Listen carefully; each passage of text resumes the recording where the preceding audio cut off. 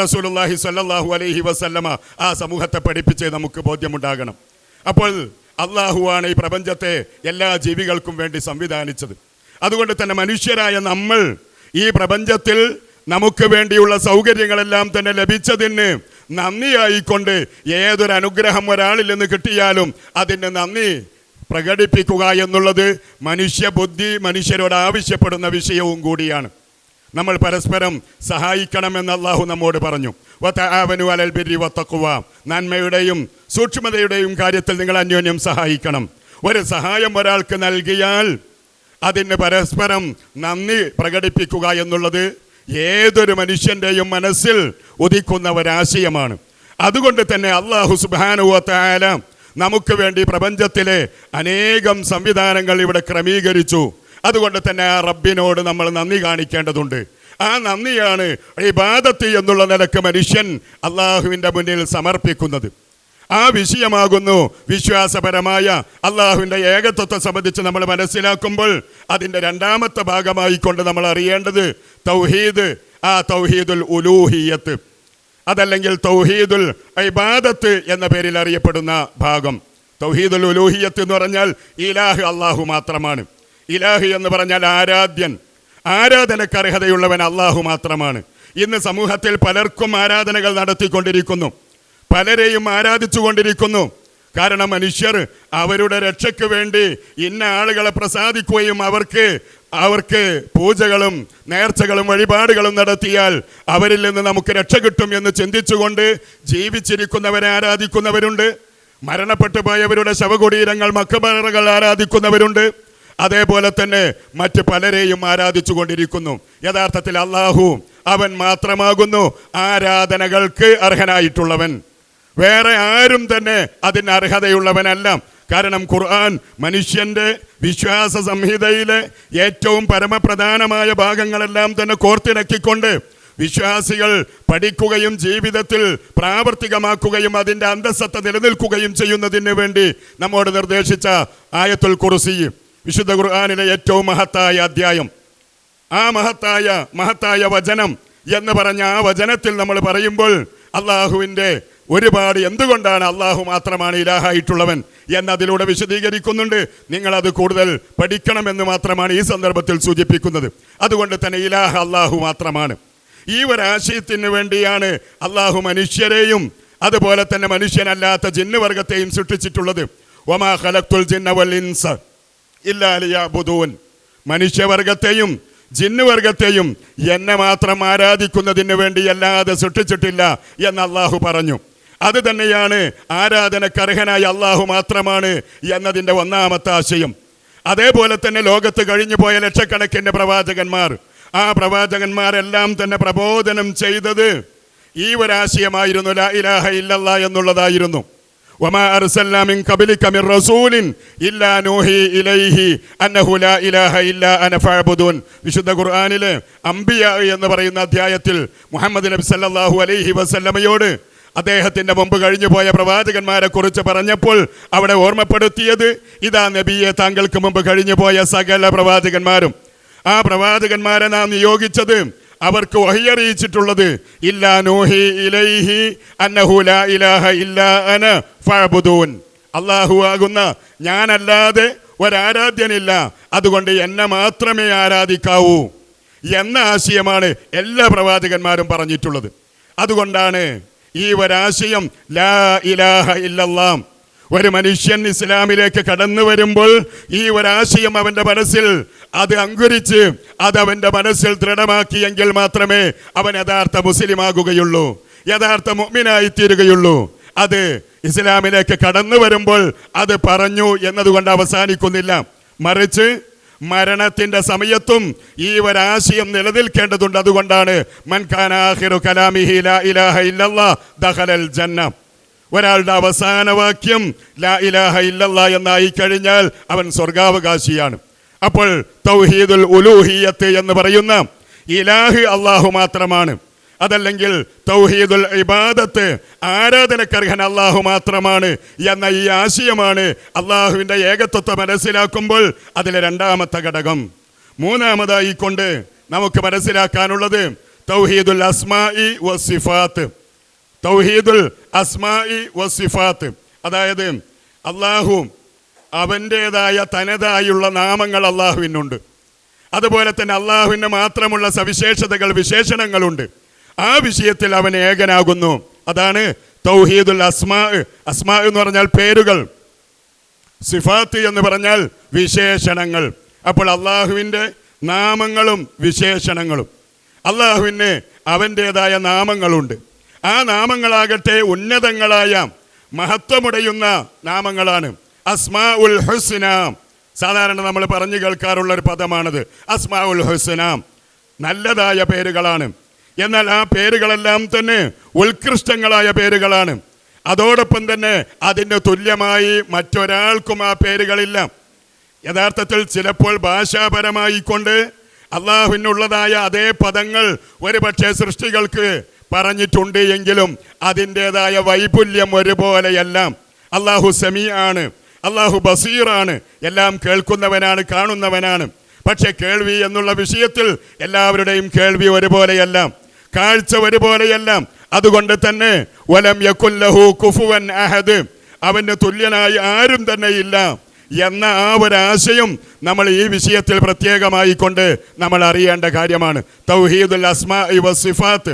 അപ്പോൾ അള്ളാഹുവിൻ്റെ നാമങ്ങൾ, ആ നാമങ്ങൾ പിന്നീട് നമുക്ക് ആ നാമങ്ങളെ കൊണ്ടുള്ള ഒരു പ്രയോജനം അള്ളാഹുവിനോട് നമ്മൾ പ്രാർത്ഥിക്കുമ്പോൾ, അള്ളാഹുവിനോട് ചോദിക്കുമ്പോൾ ആ നാമങ്ങൾ മുൻനിർത്തിക്കൊണ്ട് ചോദിക്കുക.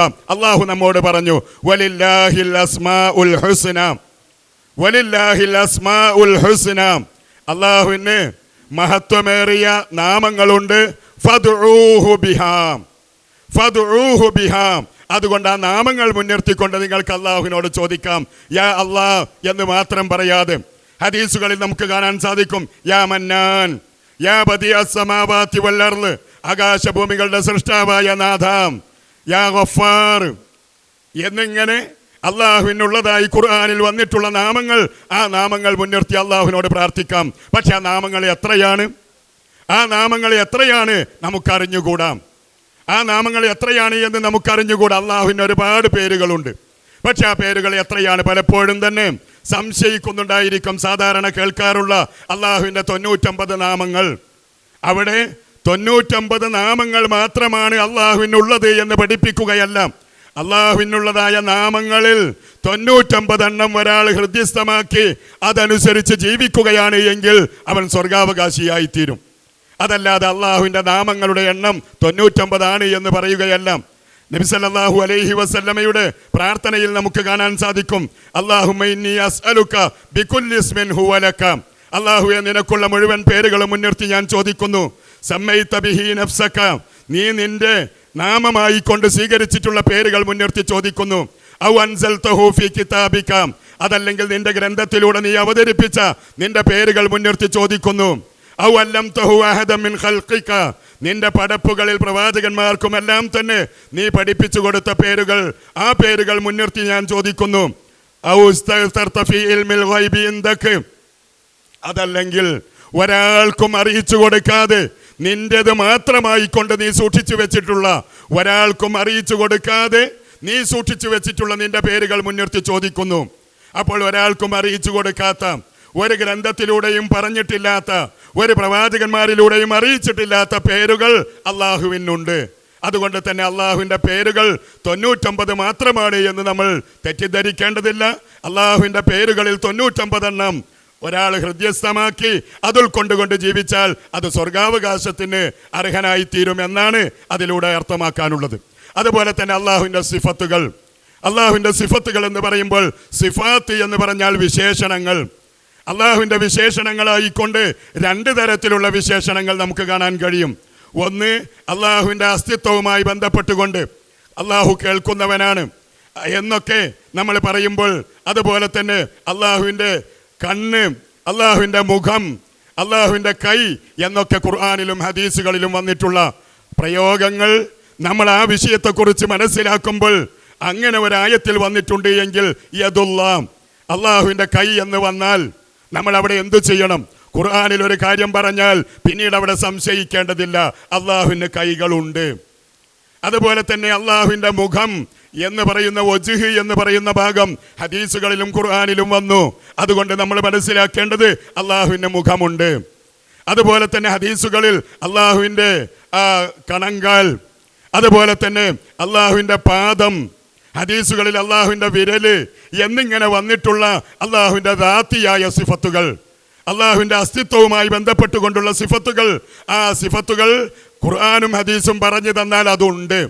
പിന്നീട് അതില്ല എന്ന് പറയുവാനോ അതല്ലെങ്കിൽ കൈ എന്ന് പറഞ്ഞാൽ അള്ളാഹുവിൻ്റെ കരുത്ത് എന്ന് വിശേഷിപ്പിക്കുവാനോ അർഹതയില്ല, പാടില്ലാത്തതാണ്.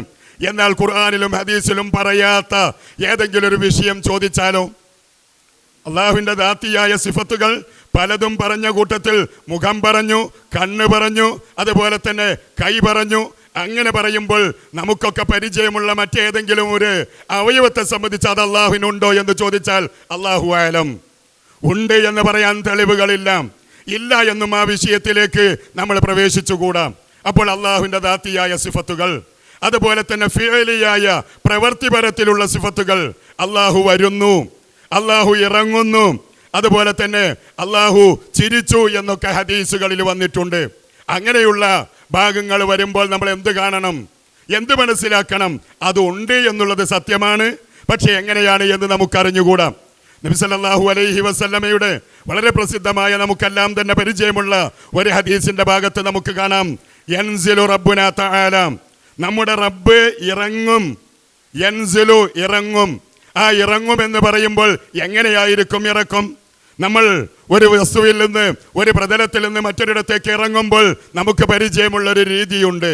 പക്ഷെ അള്ളാഹുവിനെ സംബന്ധിച്ചിടത്തോളം അള്ളാഹു ഇറങ്ങും എന്നുള്ളത് നമ്മൾ വിശ്വസിക്കൽ നിർബന്ധമാണ്. എങ്ങനെ എന്ന് ചോദിച്ചാൽ അത് നമുക്കറിഞ്ഞുകൂടാം. അള്ളാഹു സിംഹാസനസ്ഥനാണ് എന്ന് പറയുന്ന പരിശുദ്ധ ഖുർആനിലെ ഒരുപാട് ആയത്തുകളിൽ വന്നിട്ടുള്ള ആ ഒരു ഭാഗം മഹാനായ ഇമാം മാലിക് റഹ്മത്തുള്ളാഹി അലൈഹി അദ്ദേഹം തന്റെ സദസ്സിൽ വിശദീകരിച്ചപ്പോൾ അതിനെക്കുറിച്ച് ചോദിച്ച ഒരു വ്യക്തിയോട് അദ്ദേഹം പറഞ്ഞ ഭാഗം ഹദീസ് ഗ്രന്ഥങ്ങൾ, വിശ്വാസ സംബന്ധമായ ഗ്രന്ഥങ്ങളിലെല്ലാം നമുക്ക് കാണാൻ സാധിക്കും. അൽ ഇസ്തിവാഉ മഅലൂമുൻ, അള്ളാഹു സിംഹാസനസ്ഥനാണ് എന്നുള്ളത് അറിയപ്പെട്ട കാര്യമാണ്. കാരണം ഖുർആനിൽ വന്നു, ഹദീസുകളിൽ വന്നു, അതുകൊണ്ട് തന്നെ അതുള്ളത് തന്നെയാണ്. പക്ഷേ വൽ കൈഫിയത്തു മജ്ഹൂലുൻ, എങ്ങനെയായിരിക്കും സിംഹാസനസ്ഥനായി എന്നുള്ളത് എങ്ങനെ എന്ന് ചോദിച്ചാൽ അത് നമുക്കറിഞ്ഞുകൂടാ.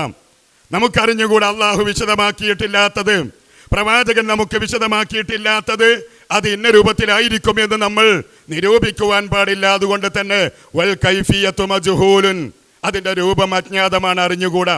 പക്ഷെ അത് അറിയാത്തതാണ് എന്ന് തള്ളിക്കളയാൻ പറ്റുകയില്ല. വൽ ഈമാനു ബിഹി വാജിബുൻ, അത് വിശ്വസിക്കൽ നിർബന്ധമാണ്.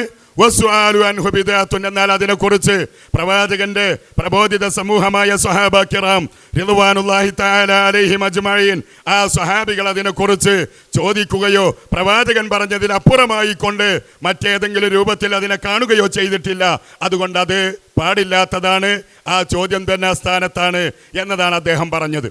അതുകൊണ്ട് തന്നെ അള്ളാഹുവിൻ്റെ നാമങ്ങളെ സംബന്ധിച്ചും അള്ളാഹുവിൻ്റെ സിഫത്തുകളെ സംബന്ധിച്ചും ഈ ഒരു അടിസ്ഥാനപരമായ വിഷയം നമ്മൾ അംഗീകരിക്കേണ്ടതുണ്ട്. കാരണം ഖുർആനും ഹദീസും നാമങ്ങളിലും വിശേഷണങ്ങളിലുമായി കൊണ്ട് പറഞ്ഞത് അത് അള്ളാഹുവിന് ഉള്ളത് തന്നെയാണ്. അതിനെ മറ്റേതെങ്കിലും രൂപത്തിൽ അത് ഇന്ന പോലെയായിരിക്കും, അള്ളാഹു ഇറങ്ങും എന്ന് പറഞ്ഞാൽ ഇന്ന രൂപത്തിലായിരിക്കും എന്ന് നമുക്ക് ഭാവനയിൽ കാണാൻ പറ്റുകയില്ല. അതല്ലെങ്കിൽ ഇന്ന വസ്തുവിൻ്റെ ഇറക്കം പോലെയാണ് എന്ന് ഉപമിക്കാൻ പാടില്ല. അതുപോലെ തന്നെ അതിനെ നിരാകരിക്കാനും നിഷേധിക്കുവാനും പാടില്ല. നമ്മുടെ ബുദ്ധിക്കനുസരിച്ച് അതിലേതെങ്കിലും രൂപത്തിലുള്ള ക്രയവിക്രയങ്ങൾക്ക് അതിലൊരിക്കലും തന്നെ സ്ഥാനം നൽകിയിട്ടില്ല. അതുകൊണ്ട് തന്നെ അള്ളാഹുവിനെ സംബന്ധിച്ച് നമ്മൾ മനസ്സിലാക്കുമ്പോൾ ഇത് നമ്മൾ അംഗീകരിക്കുകയാണ് എങ്കിൽ ഖുർആനിൽ പറഞ്ഞ ഈ സത്യത്തിനെതിരായിക്കൊണ്ട് പലതും നമുക്ക് കാണാൻ സാധിക്കും. ലൈസ കമിസ്ലിഹി ശൈഉൻ, അള്ളാഹുവിനെ പോലെ യാതൊന്നുമില്ല എന്ന് പറഞ്ഞു. പക്ഷേ നമ്മുടെ സമൂഹത്തിൽ അള്ളാഹു കാണുന്നത് പോലെ കാണും എന്ന വിശ്വാസമുള്ളവർ, അള്ളാഹു പ്രവർത്തിക്കുന്നത് പോലെ പ്രവർത്തിക്കുമെന്ന് വിശ്വാസമുള്ളവർ, അള്ളാഹു ജീവിപ്പിക്കുന്നത് പോലെ ജീവിപ്പിക്കും എന്ന് പോലും വിശ്വസിക്കുന്ന ആളുകൾ ഇന്ന് നമ്മുടെ സമൂഹത്തിൽ നിലനിൽക്കുകയാണ്. ആ ഒരു വിശ്വാസം നിലനിൽക്കുമ്പോൾ അയാളുടെ ഈമാൻ പൂർണ്ണമല്ല, അയാൾ യഥാർത്ഥ വിശ്വാസിയല്ല, അയാൾ വിശ്വാസികളുടെ ഗണത്തിൽ നിന്ന് പുറത്താണ്. അതുകൊണ്ട് തന്നെ അള്ളാഹുവിനെ സംബന്ധിച്ച് അറിയുമ്പോൾ നേരത്തെ ഞാൻ പറഞ്ഞ സൂറത്ത് ഇഖ്ലാസിലുള്ള അവസാന വാചകം വലം യകുൽ ലഹു കുഫുവൻ അഹദ്, അവന് തുല്യമായി ആരും തന്നെ ഇല്ല എന്ന് പറഞ്ഞതും, അതുപോലെ തന്നെ ലൈസ കമിസ്ലിഹി ഷൈഉൻ, സൂറത്ത് ശൂറയിലുള്ള ലൈസ കമിസ്ലിഹി ഷൈഉൻ, അവനെ പോലെ യാതൊന്നുമില്ല. ഇത് രണ്ടും അടിസ്ഥാനപരമായി കൊണ്ട് അള്ളാഹുവിനെ നമ്മൾ അറിയുമ്പോൾ, അള്ളാഹുവിനെ മനസ്സിലാക്കുമ്പോൾ അതിൽ നമ്മൾ അംഗീകരിക്കേണ്ട വിഷയമാണ്. അതുകൊണ്ട് തന്നെ സഹോദരങ്ങളെ, അള്ളാഹുവിലുള്ള വിശ്വാസത്തിൽ ഏറ്റവും പരമപ്രധാനമായത് അള്ളാഹുവിൻ്റെ ഏകത്വമാണ്. ആ ഏകത്വം തന്നെ 3 തരത്തിലാണ് നമുക്കതിനെ ഗ്രഹിക്കാൻ സാധിക്കുക. അള്ളാഹുവിൻ്റെ രക്ഷാകർതൃത്വത്തിലുള്ള ഏകത്വം, അതായത് ഇവിടെയുള്ള മുഴുവൻ വസ്തുക്കളെയും സൃഷ്ടിച്ച് സംരക്ഷിക്കുന്നവൻ അള്ളാഹുവാണ്. അതിലൊരാളും തന്നെ പങ്കുകാരനില്ല. അങ്ങനെയെല്ലാം നമുക്ക് അനുഗ്രഹങ്ങൾ ചെയ്തു തന്ന ആ റബ്ബിന് നമ്മൾ സമർപ്പിക്കേണ്ട ഇബാദത്ത്, ആരാധനകൾ, അത് അള്ളാഹുവിന് മാത്രമേ സമർപ്പിച്ചുകൂടൂ. മറ്റൊരു സൃഷ്ടിക്കും, ഒരു സൃഷ്ടിക്കും, ഒരാൾക്കും തന്നെ അത് സമർപ്പിച്ചുകൂടാ. അതാണ് തൗഹീദുൽ ഉലൂഹിയ്യത്ത്, അതല്ലെങ്കിൽ തൗഹീദുൽ ഇബാദത്ത് എന്ന പേരിൽ നമ്മൾ മനസ്സിലാക്കുന്ന ആ ആരാധനയിലുള്ള ഏകത്വം. അതുപോലെ തന്നെ 3-ാമത്തെ ഭാഗം തൗഹീദുൽ അസ്മാഇ വസിഫാത്ത്. തൗഹീദുൽ അസ്മാഇ വസിഫാത്ത്, അള്ളാഹുവിൻ്റെതായ നാമങ്ങളും വിശേഷണങ്ങളും അതിൽ മറ്റൊരാൾക്കും തന്നെ പങ്കില്ല എന്ന ആ ഒരു വിശ്വാസം നമ്മൾ പറയുമ്പോൾ, ആ നാമങ്ങൾ അതുപോലുള്ള പേരുകൾ വന്നാൽ തന്നെ അതിൻ്റെ അർത്ഥവ്യാപ്തി ഒരുപോലെയല്ല. ഉദാഹരണമായിക്കൊണ്ട് നമ്മൾ സാധാരണ മലയാളത്തിൽ തന്നെ പറയുന്ന ചില പദങ്ങൾ, ആ പദങ്ങൾ എല്ലായിടത്തും ഒരുപോലെയല്ല. ഇവിടുത്തെ അധികാരം എനിക്കാണ് എന്ന് പറഞ്ഞാൽ ഒരു റൂമിന്, ആ റൂമിലുള്ള വ്യക്തിക്ക് ആ റൂമിൻ്റെ അധികാരമുണ്ട്. ആ റൂം ഉൾക്കൊള്ളുന്ന ഒരു ലോഡ്ജ്, ആ ലോഡ്ജിൻ്റെ അധികാരം അതിൻ്റെ മാനേജർക്കുണ്ട്. അതുപോലെ തന്നെ ആ കെട്ടിടം നിലനിൽക്കുന്ന പഞ്ചായത്ത്, ആ പഞ്ചായത്തിൻ്റെ ഉത്തരവാദപ്പെട്ട ആളുകൾക്ക് അധികാരമുണ്ട്. അതുപോലെ തന്നെ ഒരുപാട് പഞ്ചായത്തുകൾ ഉൾക്കൊള്ളുന്ന ഒരു സംസ്ഥാനം, ഒരുപാട് സംസ്ഥാനങ്ങൾ ഉൾക്കൊള്ളുന്ന ഒരു രാജ്യം, അവിടെയെല്ലാം തന്നെ ഓരോത്തിൻ്റെയും അധികാരങ്ങൾ ചുമത്തപ്പെട്ട ആളുകളുണ്ട്. പക്ഷേ എല്ലാവർക്കും ഒരുപോലെയല്ല, എല്ലാം ഒരേ വ്യാപ്തിയുള്ളതല്ല എന്ന് നമ്മൾ അറിയുന്നത് പോലെ അള്ളാഹുവിൻ്റെ ഏതെങ്കിലും ഒരു നാമമോ അതുപോലെ തന്നെ അള്ളാഹുവിൻ്റെ വിശേഷണം നമ്മുടെ ഭാഷകളുടെ പരിമിതി കാരണത്താൽ ഒരേ പദം നമ്മൾ പറയുമ്പോൾ അതിൻ്റെ അന്തസത്ത ഒരുപോലെയല്ല, അതിൻ്റെ വ്യാപ്തി ഒരുപോലെയല്ല. അതിന് അറിയേണ്ട ഗൗരവമുള്ള ഭാഗമാണ് ലൈസ കമിസ്ലിഹി ഷൈഉൻ, അവനെ പോലെ ഒന്നും തന്നെ ഇല്ല. വലം യകുൽ ലഹു കുഫുവൻ അഹദ്, അവന് തുല്യമായി ആരും തന്നെ ഇല്ല, സമന്മാരായി ആരുമില്ല. അതുകൊണ്ട് തന്നെ വിശ്വാസം, ആ വിശ്വാസ കാര്യങ്ങൾ അത് ശരിയായിട്ടില്ല എങ്കിൽ കർമ്മങ്ങൾ സ്വീകരിക്കപ്പെടുന്നതല്ല. വിശ്വാസിയിൽ നിന്ന് മാത്രമേ അവരുടെ പ്രവർത്തനങ്ങളും കർമ്മങ്ങളും അള്ളാഹു സ്വീകരിക്കുകയുള്ളൂ എന്നുള്ളത് ഖുർആൻ നമുക്ക് അറിയിച്ചു തന്നു. അതുകൊണ്ട് തന്നെ വിശ്വാസ കാര്യങ്ങൾ വളരെ അടിസ്ഥാനപരമായ വിഷയങ്ങളായിക്കൊണ്ട് നാം ഗ്രഹിക്കുകയും മനസ്സിലാക്കുകയും അതിൻ്റെ അന്തസത്തയും അർത്ഥവ്യാപ്തിയും അതുകൊണ്ട് ഉദ്ദേശിച്ചിട്ടുള്ള തലങ്ങൾ ഏതൊക്കെയാണ് എന്നുള്ളത് കൃത്യതയോടുകൂടി പഠിക്കുക, അത് ജീവിതത്തിൽ പകർത്തുക, അതിനനുസൃതമായ ജീവിതം മറ്റുള്ളവർക്ക് മാതൃകയായിക്കൊണ്ട് മുന്നോട്ട് കൊണ്ടുപോകാൻ ശ്രമിക്കുക, മറ്റുള്ളവർക്ക് പറഞ്ഞു കൊടുക്കുന്നതിൽ സഹകരിക്കുക. അല്ലാഹു സുബ്ഹാനഹു വ തആല അവനെ കൃത്യമായി മനസ്സിലാക്കുവാനും അവൻ്റെ ഏകത്വത്തെ അംഗീകരിച്ചുകൊണ്ട് അതിനനുസൃതമായി ജീവിച്ച് മരണസമയത്ത് ആ ഏകത്വം അംഗീകരിച്ചുകൊണ്ട് ലാ ഇലാഹ ഇല്ലല്ലാഹ് എന്ന കലിമത്ത് ഉരുവിട്ടുകൊണ്ട് മരിച്ചു പോകുന്ന യഥാർത്ഥ ഭക്തന്മാരിൽ, മുത്തഖീങ്ങളിൽ അല്ലാഹു നമ്മെ എല്ലാവരെയും ഉൾപ്പെടുത്തി അനുഗ്രഹിക്കുമാറാകട്ടെ. ജീവിതത്തിൻ്റെ എല്ലാ മേഖലകളിലും ഖുർആനിൻ്റെയും ഹദീസിൻ്റെയും അധ്യാപനങ്ങൾക്ക് അനുസരിച്ച് ജീവിതം ക്രമീകരിക്കുന്ന മുവഹ്ഹിദുകളിൽ അല്ലാഹു നമ്മെ എല്ലാവരെയും ഉൾപ്പെടുത്തുമാറാകട്ടെ.